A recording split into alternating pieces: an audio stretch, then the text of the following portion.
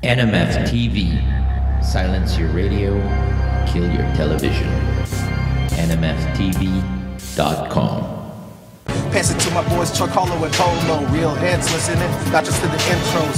Knowledge of the realness, y'all should really feel this. Always down the ball, hard and y'all's witness. This here's really for the real thing. For those who've never really been bandwagon fans, listen to the real talk straight up from the stands. Sa intro natin, anong picture yan yung... Ako alam ko sa kasal mo yun. Sa kasal mo yung picture ko. Oo. I can't even remember. I'm like four. Yung angle mo kasi alangan. I have 4 chins. Well, you know, they say about the camera, you know. That's why we get called fat boy. Just Photoshop lang yan. What's up, guys? Episode 7 From the Stands. I swear, hindi namin sinadya ni Polo na Matching. na magmukhang catalog ng ano. Hindi nyo ako sinama eh. Ba't di mo sinabi kay Carlo? Chong debate. I dressed up for this. Whatever. Unbelievable. Alright guys, to my left is Paulo Bustamante. To my right is Carlo Pamintuan. Undercut. Hey! Don't hit the hair. Hit the barber. Hey, will you just do the episode? Hit the Titan 22. You, JV, you be professional, okay? Ang sungit mo. Suplado. You guys just get this thing done. Okay, this is episode 7 of From the Stands. We are knee-deep in the semis for your Commissioner's Cup, aside from Meralco. And honestly, Speaking of knees, mabalik na daw si Derek Rose? bukas, bro! Bukas! Oh! Shout out to Derrick Rose. If you guys remember how heartbroken I was to launch this podcast. It's a very nice bookend. No? Yeah, it's nice that knee-deep in this podcast, my main man is coming back. Hopefully for the foreseeable future. This is a good time to have Derrick Rose. Like, with all of the injuries, it's nice to actually have someone coming back.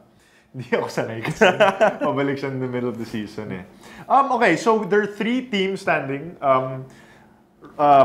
Purefoods and Talking Text, they're tied a game apiece. And honestly, it's too close to tell. We have no idea what's going to happen in that series. Ross is just sitting pretty. So what we decided to really do was just to give a platform to each of these teams. Because in our heart of hearts, and in sa aming pagbubunot ng mga teams, and it depend. In the random picking of teams. We feel that each team has a claim to be the champion of this Commissioner's Cup. Equal. It's an equal claim. It's completely equal. Yeah. So we introduced for the first time ever an NMF exclusive. This is the FTS debate. dapat. Parang ganun yan, di ba? Pag may point. Firstly, I want to apologize to Job De Leon. This is going to be awful. As a debater, this is going to be awful. Shout out to future Commissioner Job De Leon. Yeah. There's nothing wrong with studying the rules of the PBA if you're a fan. Okay, we have 3 teams. We're each gonna take 1 stand. And Paula, you want to give us the mechanics of this debate? Okay, so what's going to happen is each of us randomly picked a team. And like we said, it's an equal claim to the championship. Purefoods just has an equal claim as Talking Text and Rain or Shine. Yung Jeje name ni Chuck, Lil Zuplado. Lil Zuplado. With a Z. We should change it to that. Yeah, after the break. Okay, what's gonna happen is we're going to start off with our statement for why we think our teams will be the champions. Yeah. Chuck. Focus. Okay. Focus. And then, after that, may tig to 2 minutes kami to present our points. And then, after ng 2 minutes na yun, magka-counterpoint yung dalawa. Okay. So, kung yung pinili kong team, babasagin nyo yung reasons ko. Yes. And then, kung hindi mo na kaya, wala ka na sagot. Tap out. Tap out. Tap out. Okay. And then, The people will basically, this is less of a debate now that I think about it and more of a poop storm of arguments. We're just calling it debate. And then we're giving the people the chance to share with us who you think, maybe not the best argument, but if we maybe swayed you with some of the points. Or give us your own reason why you think one of the 3 teams will be champion. Yep. Yep. Okay. So this is going to be round 1 of FTS debate. Carlo Pamintuan representing Team Undercut. Team Undercut and... Pabalik yung pangalan ni Chuck. This is why we are here on the show. Lil Zumlado! Para kang Sphinx! Utak mo ay ugali mo ay nakaka-stinks! Okay. Oh.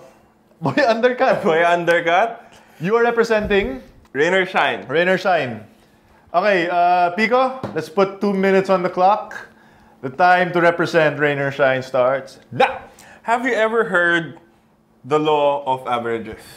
Yes. It's a popular thing in the PBA. If you make all of your 3-point shots in the first half, you're bound to make less in the second half. If you put it that way, Rain or Shine has lost their last 2 finals appearances. This will be their third one in 5 conferences, and I really think they're bound to win one. Law of averages. Why? Because Rain or Shine is the most balanced team among the 3. You argue that they have cute lineups. Very cute. Very cute lineups, but cute lineups enables players to break out of their shell. I mean, what other rookie could give you 20 points suddenly kung hindi si Jericho Cruz? Right? Saan pa bang team pwede yan?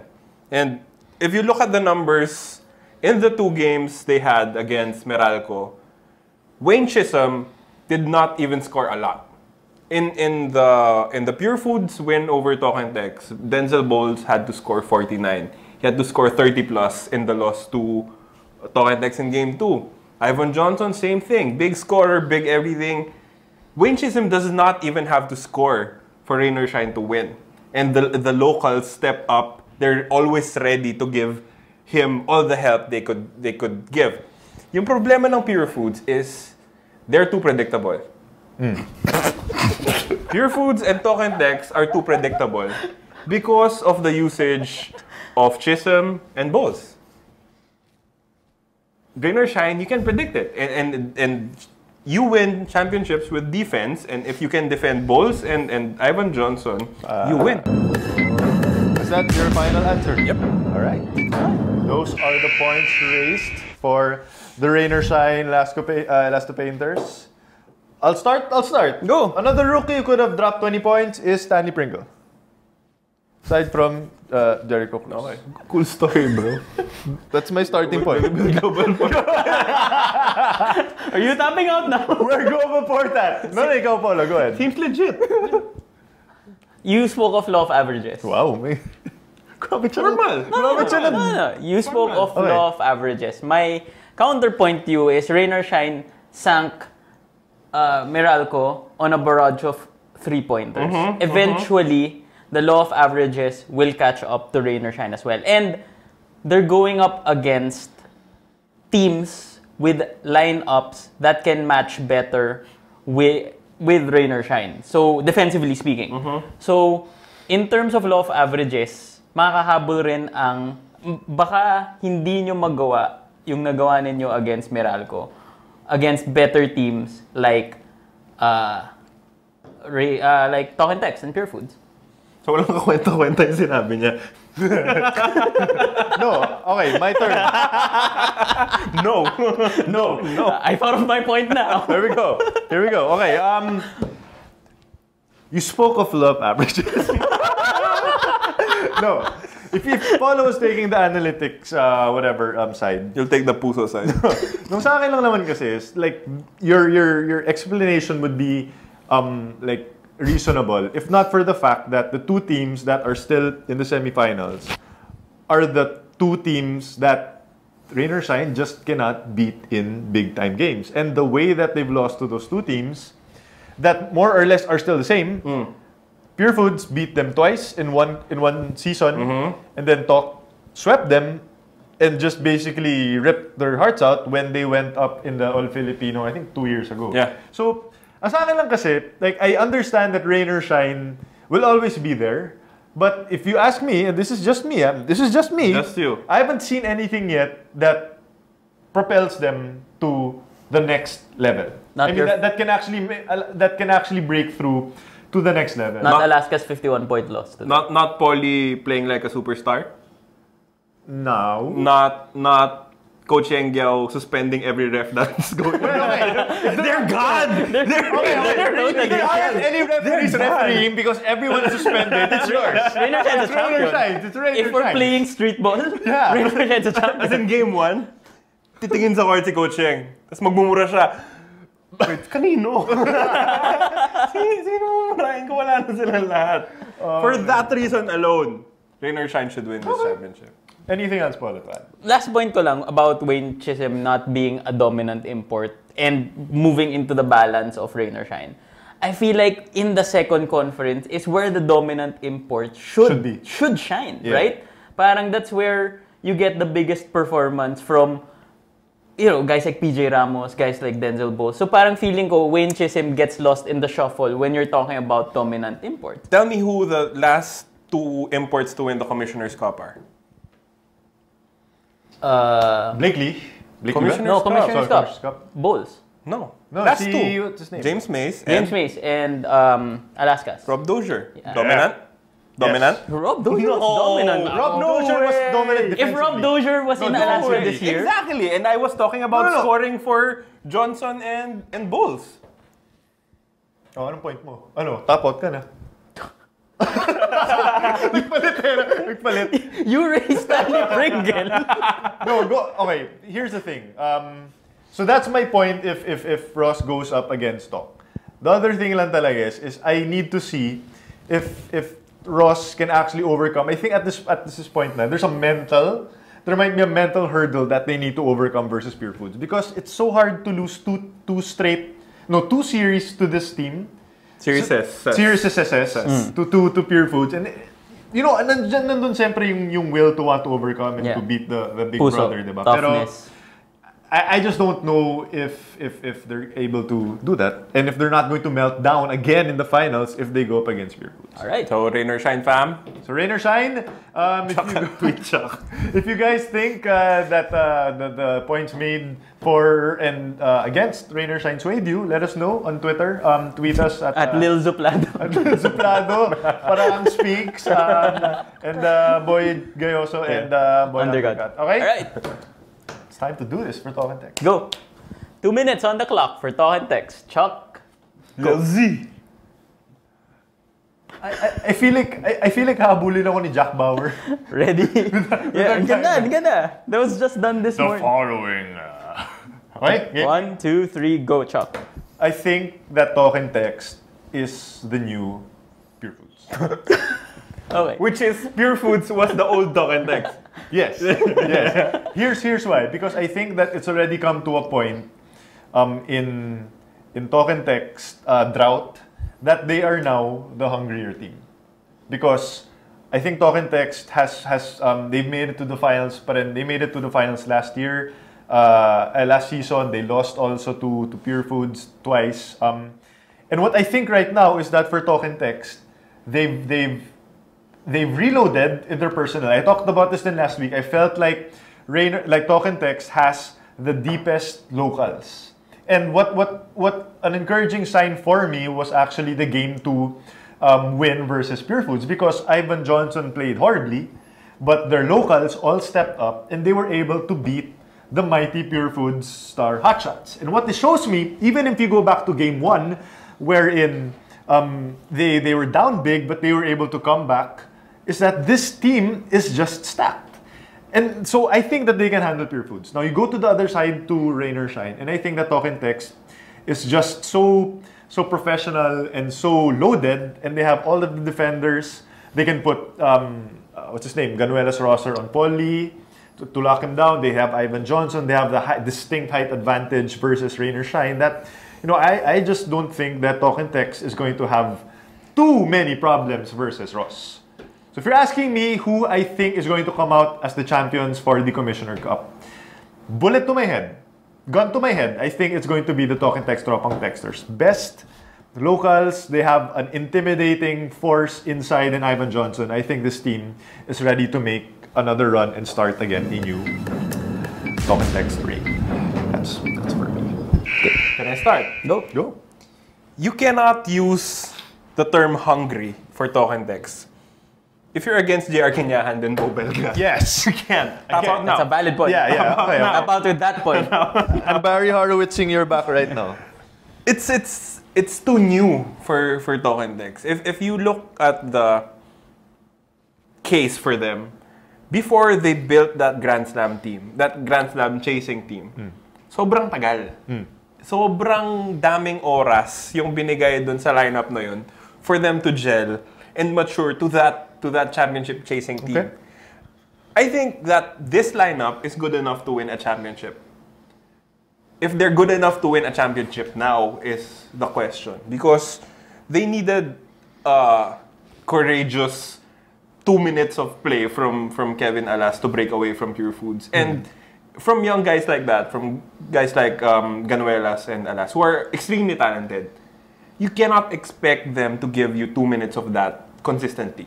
Okay. Para sa akin, yes, they're good enough to win, but it may take them like 1 or 2 conferences before they actually do. Or 1 or 2 personal changes. Yeah. Additions. Yeah. Really? Can you still remember who were traded away for Ganuelas and Alas? No, I cannot. Well, this is the argument we actually had last conference na parang we thought that Token Text was just too deep. Na parang, and there were too many moving pieces. Ang sa akin lang kasi is, I feel like with Token Text, they're just so used already to this sustained level of excellence na kapag hindi sila nakaka-championship, hindi sila nakakabalik sa finals, parang it's jarring eh. Yeah. That's why I really feel like they're desperate to come back. And for me, this is the first conference in a long time where I've actually felt that, Token Text is back to being dominant again. I mean, they have all of the pieces. They're gonna miss Jimmy Alapag in the finals, for sure. We don't even have to say that. And Kevin Alas, who knows? But Kevin Alas is a proven scorer. He's a proven winner in the NCAA. And he's going to have a moment in the finals. But may extra 1 minute ka. Sorry. Sorry. Follow. Ako, I understand that Tontext is offensively, between the three, the most explosive team. But defensively, I think that they can be exploited. If you check out the matchups lang, especially against Purefoods, when Jay Wash is on the floor, sobrang dun umaarangkada yung Purefoods. And I feel that Jay Wash, as one of the big men, is indispensable. And that's where I feel Tontex has certain holes on defense that can be exploited by a good team with a good coach, like Purefoods. Okay. I'll raise that point later, but yun lang yung point ko. Defensively, I think Alas still gives up some height and heft to bigger guards, to bigger, stronger guards against Paul Lee, perhaps, or even against Baroka. So defensively, those holes are what's preventing Token Text from being a championship contender this conference.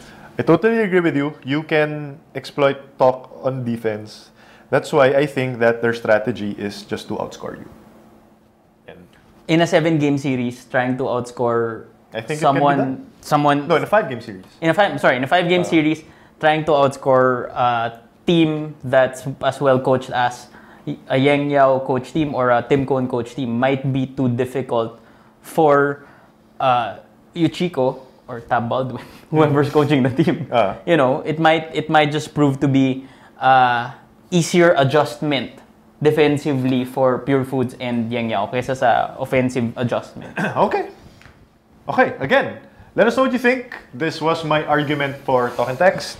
Those were their arguments against Token Text. Last. We go to our last team. Yeah. You have to be to be completely impartial. Of course. Don't hold back. When I have not been When have you not? I've actually been the exact opposite. Completely reversing to that. Okay. For Paulo Bustamante representing the Purefoods Star Hotshots. Sir, you have 2 minutes. Let's put 2 minutes on the clock. Your time starts now.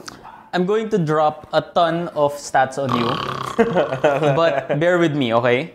Purefoods is top 4 in points per game allowed, 88.9. They're top 4 in field goal percentage allowed, only 40%. They're top 4 in 3-point percentage allowed, only 29%. That's their defense. On offense, they're number 1, averaging 18.5 assists. They're top 4, averaging 14.9 offensive rebounds. They're top 4, averaging 95 points per game. And they're number 1 in shooting within 5 feet of the basket. 81% at that range. Here's my point, okay? Everything I mentioned statistically, everything I mentioned statistically, kitang-kita mo sa play ng Purefoods eh. There's nothing that I mentioned that you won't see. You'll see their efficient offense, their continuous efficient offense. You'll see their strong take no prisoners defense. This is a team with great balance. Besides Denzel Bosa's averaging a ridiculous 33 points a game, you have multiple players, 7 players averaging between 7 to 12 points a game.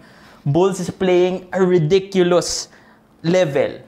For the first time in 4 or 5 conferences, besides Mark Pingris's bum ankle, they're all healthy. James Yap is healthy and playing big in the clutch again. Purefoods, this team has interchangeable parts, has variable offense, has a variable defense, and they're just too... You destroyed the TV. What do I do? They're just too strong. And for me, I feel like kaya nilang i-match up yung Tontex or yung Ross with the manpower that they currently have. Oh, with 5 seconds to spare. 5 seconds to spare. Okay. That first question? Yeah, go. Good. Questions. I have no questions. No questions whatsoever. Impartial. No. Wala ka? No. You got nothing? No. Well, I didn't know that he was gonna go that deep, man. I thought this was we're just gonna hang out and talk about these 3 teams. My question, Polo, is how is a team like Purefoods allowing their import to score 49, 30 plus points a game and expect to win the championship? No, I'm not kidding. That's the biggest issue I encountered coming into the defense of Purefoods. Eh. All conference long. Cool. Go. All conference long, we've had an amazing Purefoods run. But now that they're in the semis, ano sila eh, they're suddenly become too dependent on Denzel Bose. And I see that as a major problem. I won't lie. And that's why I'm tapping out. They have to somehow regain their balance on offense in order to, get into a groove of the championship. Ano? Okay. Sorry. My only question, very quickly, you have to answer quickly, is that are you convinced that there's still enough in the tank for James Yap, PJ Simon? Because they are going to need those guys, and I'm not yet sure that you can rely that they can rely this much on Alex Malyari and Justin Merton, because they've had a lot of key I guess moments leading up to this conference. And do you think that there's still enough in the tank for Yap and for I always go back to what you know, pa na butas eh, no? Research eh. I always go back to what Joe Devan said, na gutom sila ngayon. They're hungry again. Okay. And I feel that with each of the key players playing less than around 35 minutes, I think Tim Cone's gonna go all in the finals. Okay, all right. So those are the points made for Polo Bustamante. Completely sound. Wala namang gagawin natin sa stats, di ba? Stats eh. But let us know what you think. All right, there's someone actually on the phone. What? Who wants to let us know what he thinks? First caller! This is a landmark in from the stands. We have our first caller. Do we have him right now? His name is not Coach Chot. It's not. It's not Coach Chot. Coach Chot. Oh, just for the record. Yeah. Hello? Hello?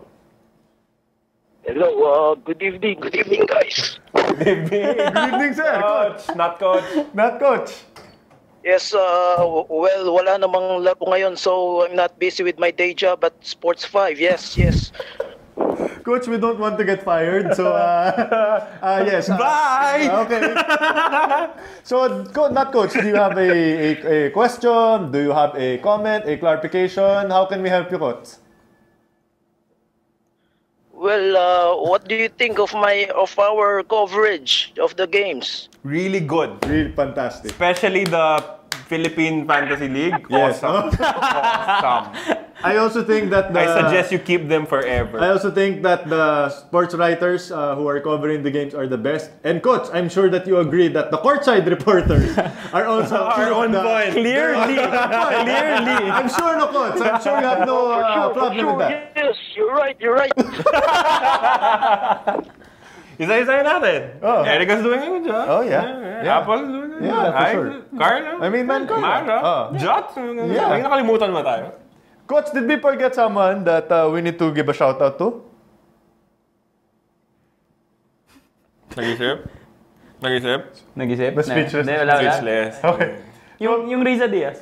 Oh, Galing din yan. Riza Galing Diaz. din. Shout out to Riza Diaz. Coach, do you have anything else that you want to ask or clarify? Any suggestions on how we can improve our coverage even further? One suggestion, 3-man panel. Just throwing it out there, Coach. 3-man panel, kahit walang bayad. Kahit bigyan mo kami ng pwesto na lang sa labas ng Araneta. Ayos lang. Oo, di ba? Kami na lang yung satellite coverage din yung sa gitna ng Pituan Zone. Okay, Coach. Thank you very much for calling in. We appreciate your time. And we will catch up with you soon on Twitter, I'm sure, right after this episode. Okay, not Coach. Thank you very much. Yes, ako para sa inyo. Thank you. All right, so that was not Coach Chot-Reyes. Not Coach. Yeah. I think you have to clarify. Yeah, not Coach. That was not Coach Reyes. Coach Chot-Reyes pala. Okay. So those were again, just to summarize, I believe that we all gave compelling reasons for why. Except that Pringle. Yeah, except that Pringle. That was based on insanity. But I think that at the end of the day, we picked sides. But we can make cases, I think, for each of these teams. Like, we had to make for us, we had to make for Purefoods, and if you had to make for Purefoods and Talking Text, I'm sure we could all come up with ideas. And like we said, all three have an equal claim to the championship. Suma total, we have no idea who's going to win a championship. We're just going to sit back and watch. And it's going to be fun. It's going to be a lot of fun. Okay, so we're going to take a quick break. When we come back, we're opening up the floor to you guys. If you're watching live, please tweet us your questions because we're going to have... Or Viber us. Give us a call. We're going to be back after the break for Ask FTS. Sit back, guys. You're still watching / listening to From the Stands. Hello, lady. Think I've sorted out all I've got to say. Now grab the cup and fill me up. Let's be honest, 'cause I've been thinking lately about the way you make me. My words are getting wavy. Let the beat come and save me.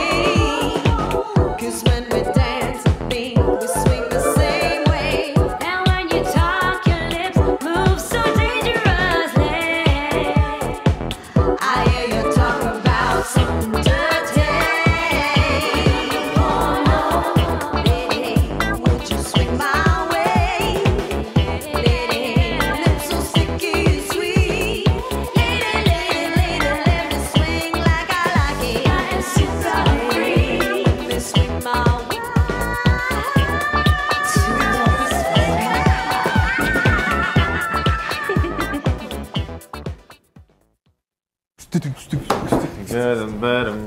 Real thing. Okay, we're back for the second half of From the Stands, episode 7. Again, we are opening up the floor to you guys. This is #AskFTS. Again, tweet us at Chuck_Araneta, Polo_Bustamante, and Carl_Pamintuan. Or you can call using technology. Technology. Viber call. At 0927-214-1981. Okay. Viber. Okay. Game. Questions. Oh, I have one. I actually really like this question from Ronald Alan Francis. Do you guys see PBA teams adapting to the pace and space scheme offense in the NBA? Or even internationally? I think that it's going to happen, but it's probably going to happen in like 2 to 3 years pa.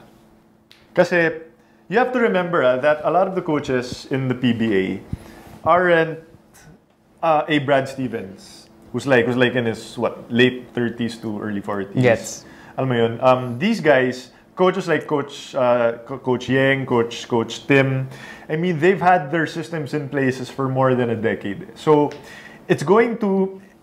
But the thing is, there are some coaches who are doing that. For example, you can say that Alex Compton does that sometimes with Don in the corner or with JD Casio.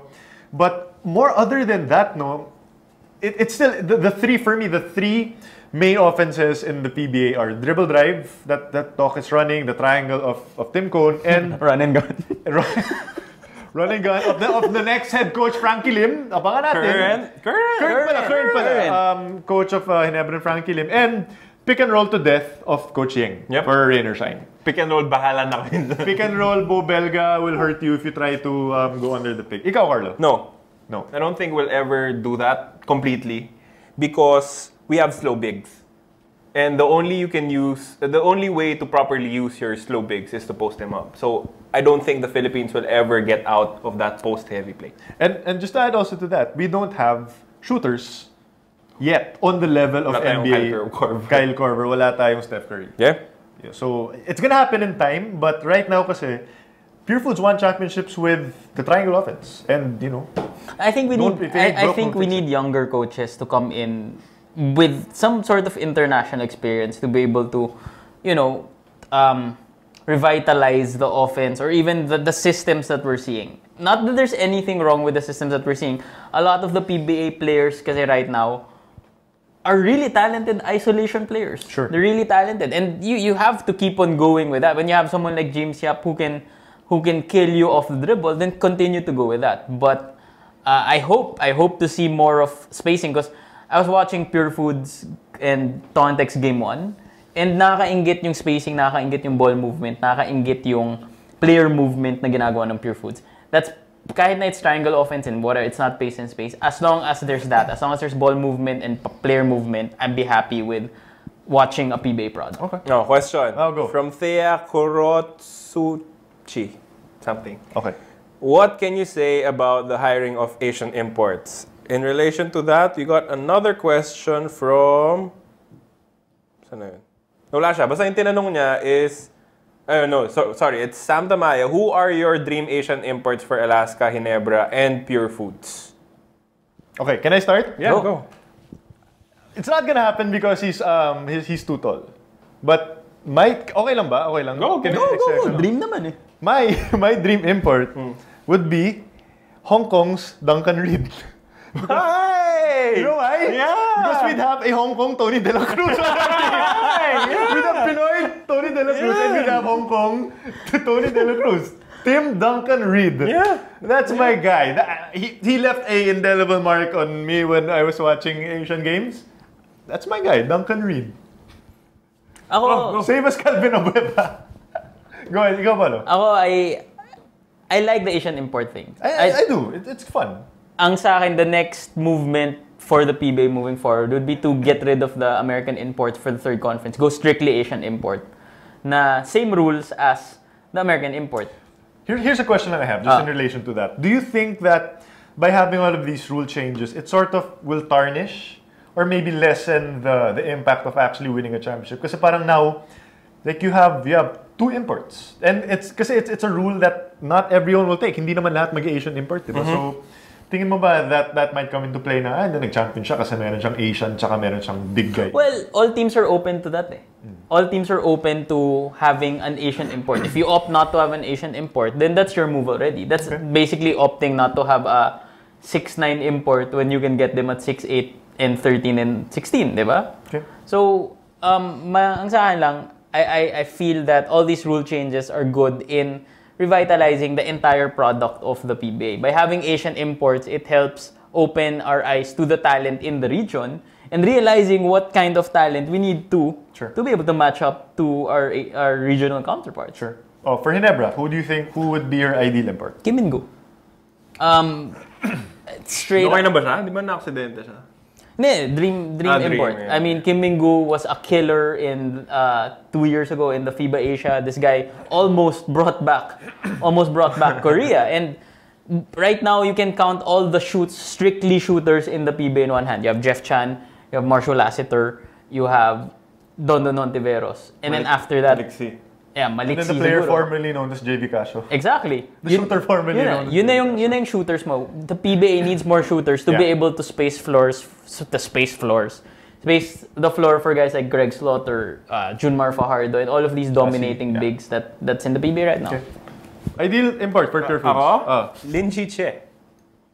the Taiwanese James Yap teaming up with the James Yap of the Philippines. Versus the Filipino Tony De La Cruz and the Hong Kongese Tony De La Cruz. The only question for Lin Chiche is Easy mo underground. Hindi, di ba ganun din si Lin Chiche? Oo nga, no? Bagay kayo, bro. Kaibigan. He might be over the height limit. My rebuttal to that is, if we made Derek Bowles shrink... Denzel Bowles. Sorry. Hindi si Denzel Washington. Hindi si Denzel Bowles. If we made him shrink, I think we can do the same to Lin Chiche. Can you also shrink Duncan Reed? He's 6'9" din eh. Okay lang. Okay na yun. Kahit huwag na. Pwede na. Okay, I have a question. Ito, cool to. Sabi ni Johnny B _DJ3, may iba naman. Besides your favorite teams, saan nyo gusto lumaro kung sakali? Like, what PBA team would you want to actually be a Play part for? of? Yeah, as in part of the roster. Bawal teams natin. All teams natin. Bawal teams natin. Ikaw, Carlo. Ako? Oh, that's tough. But with Frankie Lim in Ginebra, not there. Because he kills people in training. Apparently, Dorian Peña barf. Really?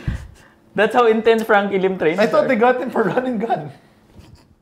I would think Alaska. Because a bench player would get to play. Paulo Bugia played. So I think I could help them out. Would you do the full court press for the entire game? No. I can't. Magsasagbak ako, Kots. ikaw, Paulo. It's a cop-out because parang we're picking each other's teams. Pero Purefoods eh. I totally I'd love to learn a lot under Coach Lim. And you can't, parang as a player, kahit na hindi ako makalaro, if I can just sit back and listen to his huddles and listen to how he runs practices and whatever, I'd love to learn from Coach Lim. But as a player, I don't know how I fit Purefoods. You'd be like a poor man's Justin Melton. Really poor man. Dude, did you see my dunk? Yeah. I think Polo is leaving out his best reason for wanting to play for Purefoods. Clapping beside Jerwin Gaako is the dream. That's it. Okay. You have a Viber caller. Sorry. I would play for Barako. Because I'd get max money and there'd be no pressure, bro. Why would you get max money? You're not Because getting I'd be traded from play for San Miguel first. Yeah, because the chance to just take a vacation and go to Barako. So I want to play for Barako. We have a second caller. We have two? Yeah, we have two. Wow. And this is actually from international. This is Lisa from Jordan. Wow! Are you sure you're from Jordan, Lisa? Are you sure? Hello? Yes. Yes. Hi. Yes. Hello. What can we do for you? You are live on From the Stands. How can we help you? Okay. Okay, because Tagalog na lang ako, pwede. Yes, go. Tagalog, go. Yes, ate, go po. Okay, may tatanong lang. May tatanong po sana ako. Ngayon sa palagay nyo, mas may disiplina na ang mga player ng Ginebra. Kasi from the start, mula noon, nag-ano na ako eh. Lagi akong updated. Wow. Lalo na sa inyo. Love you po. Okay po. Ginebra yung question. Mas disiplinado na ba daw sila ngayon with Coach Frank? You were there. I was there for training. Take it, Carlo. And the only thing they were talking about is how hard practices work. But they were not talking about it in a negative way. Parang we're working hard, but we're working smarter. Ganun yung explanation sa akin. I think their time in training is being planned start to finish by Coach Frankie. Walang lulls. Yung breaks daw nila in between skills training is 1 minute. Yung wala kang chance makipag-usap, wala kang chance kumuha ng pagpahinga muna. So, yes, I do think you should be expecting a much better conditioned Ginebra team in the Governor's Cup. And another thing is, because of their early elimination, it gives them 4 solid weeks with Coach Frankie before... And Asian import. And Asian import. They have a good import coming over, former NBA player. And sa palagay ko, this all would help them gel as a unit and expect them to be as fit as Alaska was at the start of the Philippine Cup. So do you think that because they were saying a lot of the same things when Jeff Carriazo came in as head coach. Do you see anything different in this scenario versus nung si Coach Jeff yung head coach? Coach Jeff came in cold. He came in straight from Purefoods. Coach Frankie has been assistant coaching with him for a conference, and I feel that he's been a head coach before. And he's been a head coach before. I feel that his presence just for that conference and his voice being heard by the players made it an easier transition for him to be head coach.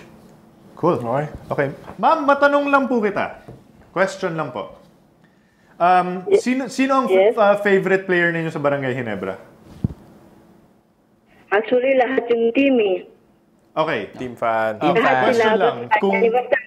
Kung Ginebra, lahat sila. Pero para sa yung talagang as in, si Mark. Okay. Mark. So, Tigris? Baroka.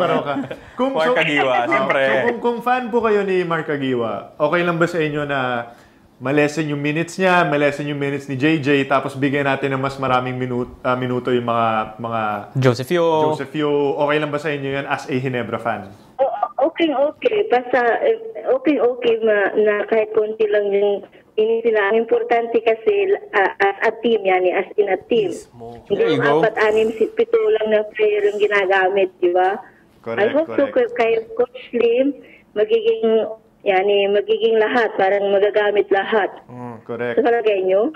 That's right. Basta, ang importante talaga manalo. Kebs na lang kung ilang Championship. Kahit sinong maglaro, kahit anong mangyari, basta manalo. Alright. Alright. Thank you so much for the call. We appreciate it. Yun na nga. Kahit 5 minuto lang basta manalo, yun na yung importante sa amin eh. Yes! Amen. NSD, kinilig si Polo sa sinabi mo.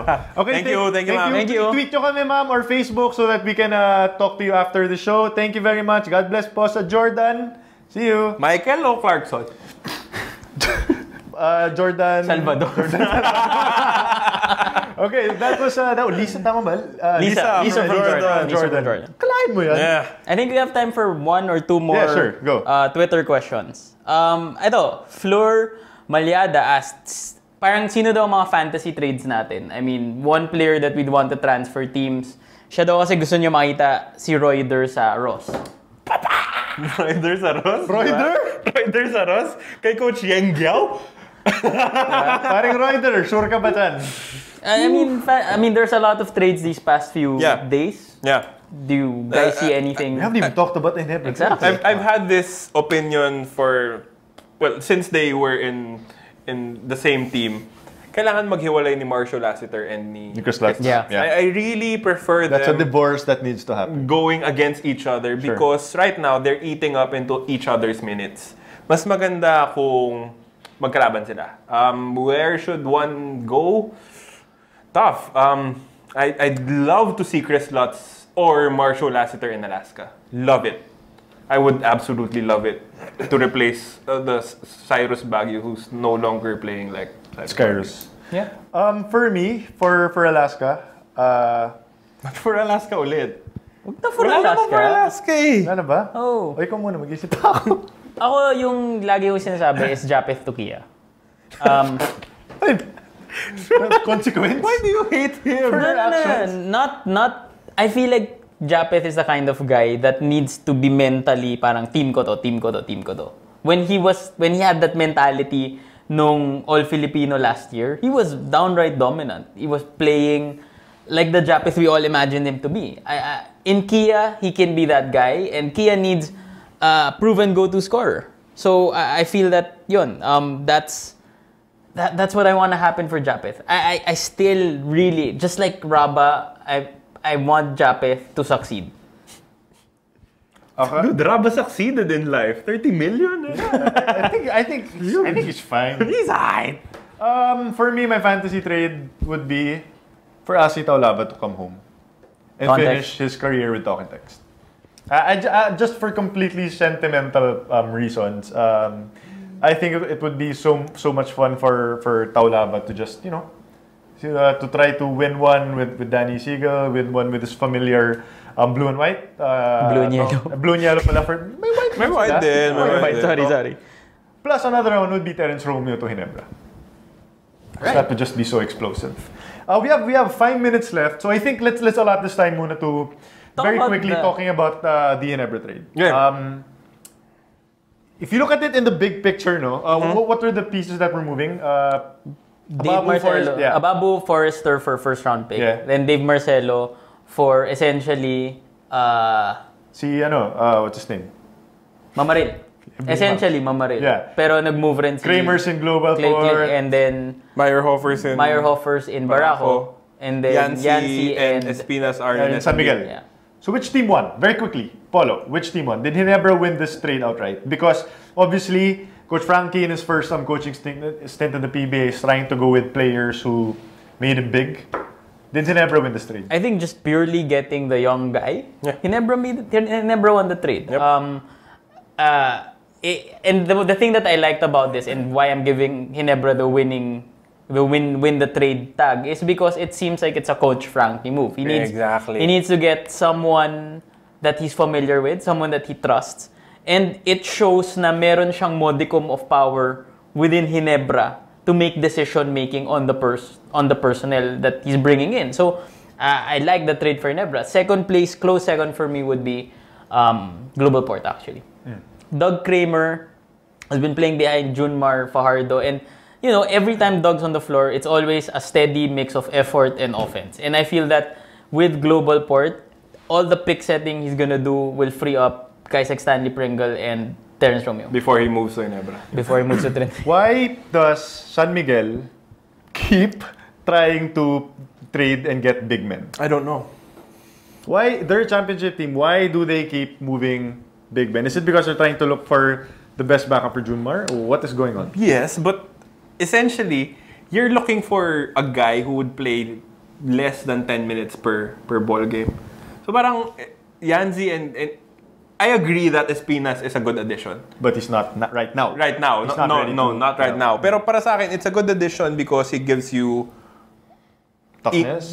Init ng ulo off the bench. Kaya yung kailangang pambangga, pwede si Gabi Espinas. But I agree with Polo. Just because it's a Frankie Lim move, Ginebra wins this trade. Okay. Well, they have 4 weeks to try to figure it out, the rotations, what they're going to do with Mark Agiwa, with JJ Elterbrand. We might have a guest next week. We might? Might have a really good guest next week. Let's have 2.